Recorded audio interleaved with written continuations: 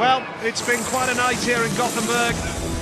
Rain was falling from just breakfast time onwards. It rained all day, but the boys were determined to put on a good show on a track which didn't cut up.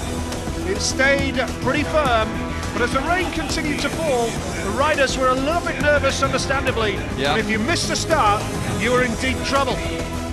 But we saw some good racing as the meeting progressed. Kenneth Bier looking impressive, and later on the rain did ease off. Magnus Zetterstrom 8 points from his opening 3 rides. Who would have thought that? And the racing became fast and furious as the track improved, but Jason Crumb, 1 point from his opening 3 rides, was in big trouble. Emil Seiferthinov continued to get stuck in, Hans Andersen worked hard, and Chris Holder was consistent throughout. But it was no major surprise when he reached the semi-finals. The fans were enjoying it. Terrific atmosphere in this big venue. Magnus Zetterstrom with plenty of fans, but a big crash, Hans Andersen and Chris Harris late on in the meeting. Thankfully both riders were able to get up and walk away from that, and Hans Andersen was excluded from the restart. He wasn't happy about that, but the referee was pretty determined, stuck by his guns as you would expect.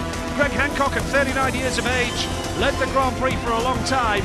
Jason Crumb bowed out on 7 points, still had an outside chance at the semi-finals. But Hancock and Gollop with terrific respect for each other, and Magnus Zetterstrom went out with a big ovation from the Swedish fans in the semi-finals.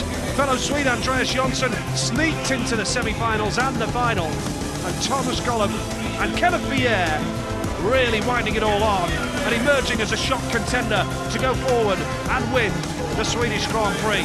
Celebration time for the dynamic Dane, and now he believes he can become world champion.